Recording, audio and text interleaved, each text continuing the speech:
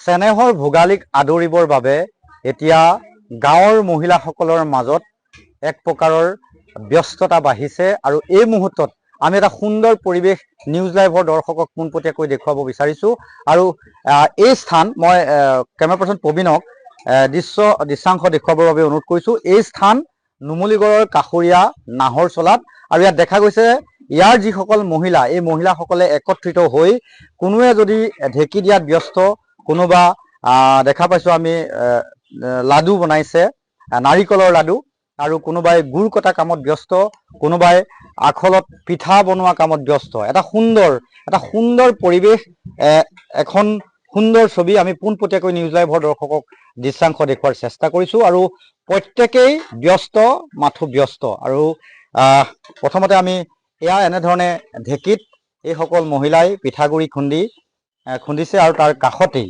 আমি দেখা পাইছো আন এগৰাকী মহিলা ব্যস্ত হৈ আছে। এটা সুন্দৰ পৰিৱেশ আৰু তাৰ সমান্তৰালভাৱে আমি দেখুৱাইছো, এয়া প্ৰবীণে দেখুৱাব নিউজ লাইভৰ দৰ্শকক, এয়া এনেধৰণে কেইগৰাকীমান মহিলাই গুৰ কাটিছে এয়া পিঠা বনাবৰ কাৰণে, আৰু তাৰ কাষতে এইসকল মহিলাই নাৰিকলৰ লাডু বনোৱাত ব্যস্ত। এনেকৈ সম্পূৰ্ণ প্ৰতিগৰাকী মহিলাই নিজৰ নিজৰ কামত ব্যস্ত হৈ আছে। কাষতে আমি দেখুৱাম এয়া এনেকৈ পিঠা বনোৱা কামত ব্যস্ত হৈ আছে। আইতাই তেওঁলোকক দেখুৱাই গৈছে বোৱাৰীসকলক কেনেধৰণে কৰিব লাগে, আৰু আমি পোনপটীয়াকৈ সেই দৃশ্যাংশ নিউজ লাইভৰ দৰ্শকক দেখুৱাৰ চেষ্টা কৰিছো। পিঠা কিমান বনোৱা হৈছে এতিয়ালৈকে? হয়, আমাৰ আজি প্ৰায় 4-5 কেজি চাউল সাজু কৰিছো আৰু আমি সকলোৱে প্ৰায় এনেকে গাঁৱৰ মহিলাখিনিয়ে একগোট হৈ ভোগালীৰ যোগাৰ কৰো। খুবেই ভাল লাগে আচলতে আমি এনেকে গাঁৱত সকলো লগ হৈ যেতিয়া বিহুৰ আয়োজন চলাও। এই অঞ্চলটোত সকলো মহিলা ওলাই আহি এনেধৰণে বিহুৰ বাবে পিঠা বনোৱাত ব্যস্ত। হয় হয়, আমি সকলোৱে বিহুৰ কলি যদি হয় হয়।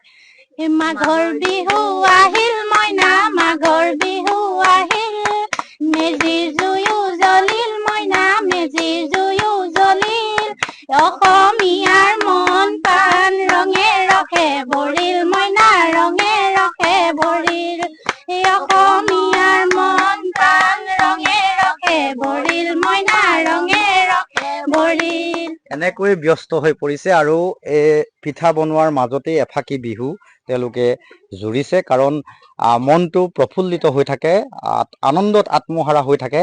ভোগালী বুলি ক'লে তাৰ আনন্দই প্ৰতিগৰাকী মহিলা বা প্ৰতিজন অসমীয়া লোকৰে আচলতে আনন্দত আত্মহাৰা হৈ পৰে। কিমান মান বনোৱা হৈছে এতিয়ালৈকে?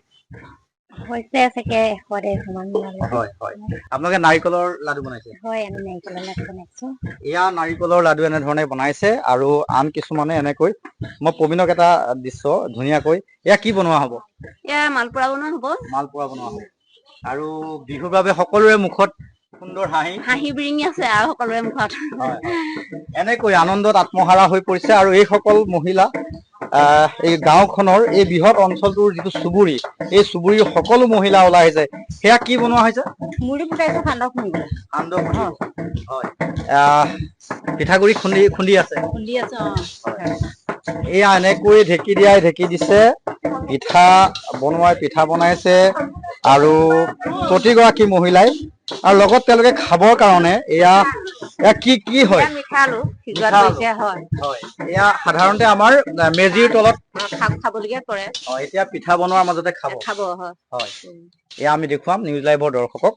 এনেকৈ এই অঞ্চলটোৰ প্ৰতিগৰাকী মহিলা ওলাই আহি হাতে কামে লাগিছে চেনেহৰ ভোগালীক আচলতে উদযাপন কৰিবৰ কাৰণে, বিহুটিক আদৰেৰে তেওঁলোকে পালন কৰিবৰ কাৰণে, আৰু এটা সুন্দৰ পৰিৱেশ। সাধাৰণতে আজিৰ তাৰিখত গ্ৰামাঞ্চলত খুব যদিও কোৱা হয় যে সকলো একত্ৰিত হৈ এনেধৰণে ওলাই আহে, খুব কম হয় এনেধৰণৰ দৃশ্য, কিন্তু আমি দেখা পাইছো নুমলীগড়ৰ মৰঙী মৌজাৰ এই নাহৰচলাত এই বৃহৎ অঞ্চলটোৰ এই বৃহৎ চুবুৰীৰ প্ৰতিগৰাকী মহিলা ওলাই আহি এনেধৰণে হাতে কামে লাগিছে। কোনোবাই, মই কৈছোৱে যে কোনোবা যদি ঢেঁকীৰ শালত ব্যস্ত, তাৰ কাষতে আন কোনোবাই মুড়ি বনোৱা কামত ব্যস্ত, তাৰ কাষতেই একাংশ মহিলাই মালপোৰা বনাবৰ কাৰণে গুৰ কটা কামত ব্যস্ত, তাৰ কাষতে আমি দেখা পাইছো সেয়া নাৰিকলৰ লাৰু। আৰু আখল ঘৰত আইতায়ে পৰামৰ্শ দিছে, আইতাৰ পৰামৰ্শত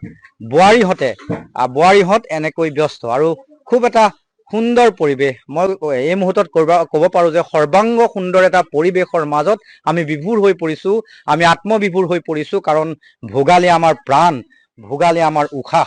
আৰু চেনেহৰ বিহুটিক এনেধৰণে উদযাপন কৰিবৰ কাৰণে, আমাৰ আদৰৰ সম্পদ এই ভোগালীক আদৰিবৰ কাৰণে প্ৰতিজন অসমীয়াই এতিয়া এনেধৰণে মন প্ৰাণ উজাৰি নিজ নিজ কামত ব্যস্ত হৈ পৰিছে।